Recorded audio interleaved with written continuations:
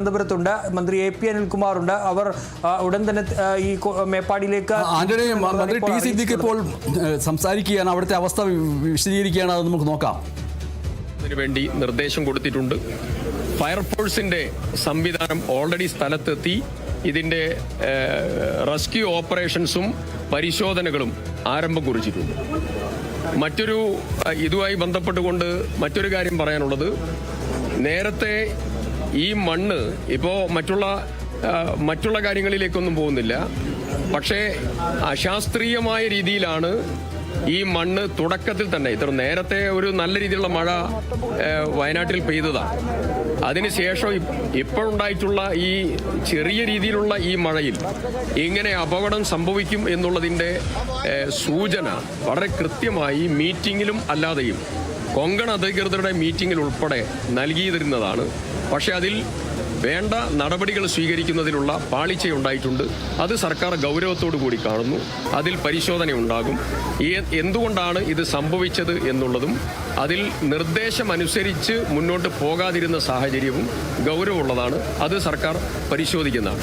ബഹുമാനപ്പെട്ട റവന്യൂ മന്ത്രിയും ഞാനും ഇപ്പം തന്നെ വയനാട്ടിലേക്ക് പോകാനുള്ള നടപടികൾ സ്വീകരിച്ചുകൊണ്ടിരിക്കുകയാണ്.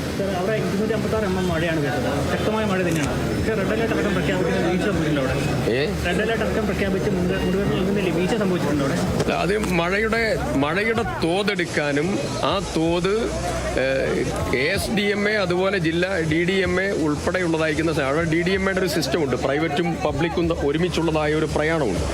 ആ ഒരുമിച്ചുള്ളതായിരിക്കുന്ന സിസ്റ്റവുമായിട്ട് കണക്ട് ചെയ്ത് ഈ കാര്യങ്ങൾ മുഴുവൻ അസസ് ചെയ്ത് പോകണമെന്നും പ്രവൃത്തി നിർത്തിവെക്കണം എന്നുള്ളതും മണ്ണ് മാറ്റണം എന്നുള്ളതായിരിക്കുന്ന കാര്യം ഉൾപ്പെടെ നേരത്തെ ചർച്ച ചെയ്ത് മീറ്റിംഗ് വിളിച്ച് നിർദ്ദേശം കൊടുത്തിട്ടുള്ളതാണ്.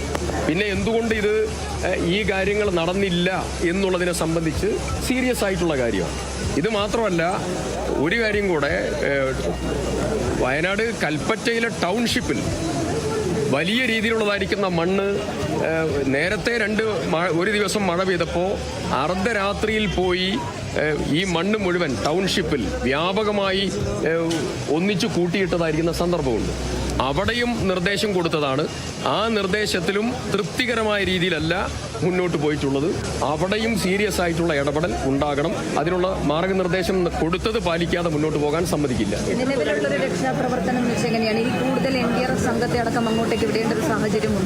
നിലവിൽ മീനങ്ങാടിയിലുള്ള വയനാട്ടിലെ NDRF സംഘം അവിടെ എത്തുകയായി. ഫയർ സർവീസ് ഓൾറെഡി അവിടെ എത്തിയിട്ടുണ്ട്. കണ്ണൂരിലുള്ള NDRF സംഘത്തോടും അവിടെ പോകാൻ പറഞ്ഞു.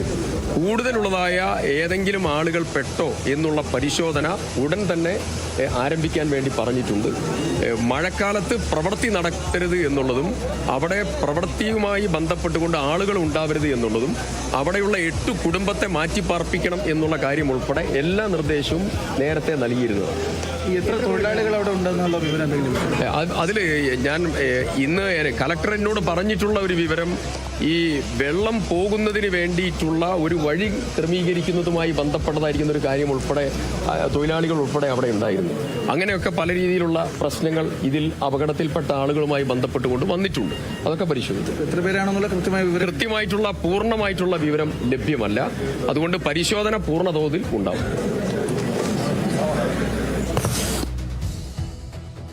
മന്ത്രി ടി സിദ്ദിഖാണ് വളരെ പ്രധാനപ്പെട്ട ചില കാര്യങ്ങൾ പറഞ്ഞത്. ഒന്ന്, അശാസ്ത്രീയമായിട്ടുള്ള രീതിയിലാണ് നടന്നത് എന്ന് മാത്രമല്ല, ഈ മഴക്കാലത്ത് നിർമ്മാണ പ്രവർത്തനം നടത്താൻ പാടില്ല, അവിടെ നിർമ്മാണ പ്രവർത്തനവുമായി ബന്ധപ്പെട്ട് തൊഴിലാളികൾ ഉണ്ടാവാൻ പാടില്ല എന്നിങ്ങനെയുള്ള കാര്യങ്ങൾ കൃത്യമായിട്ട് നിർദ്ദേശം നൽകിയിരുന്നു. ആ നിർദ്ദേശങ്ങളൊന്നും പാലിക്കപ്പെട്ടില്ല എന്നുള്ള നിലയ്ക്കുള്ള വിമർശനമാണ് നൽകിയിട്ടുള്ളത്. മീനങ്ങാടിയിൽ നിന്നുള്ള ദുരന്ത നിവാരണ സേനാംഗങ്ങൾ അവിടെ ഉടൻ തന്നെ എത്തും. കണ്ണൂരിൽ നിന്നുള്ള ദുരന്ത നിവാരണ സേനാംഗങ്ങൾ കൂടി എത്തും. രക്ഷാപ്രവർത്തനം പുരോഗമിച്ചുകൊണ്ടിരിക്കുകയാണ് എന്നാണ് അദ്ദേഹം സൂചിപ്പിച്ചത്. തൊഴിലാളികളാണ് അവിടെ പെട്ടിരിക്കുന്നത്.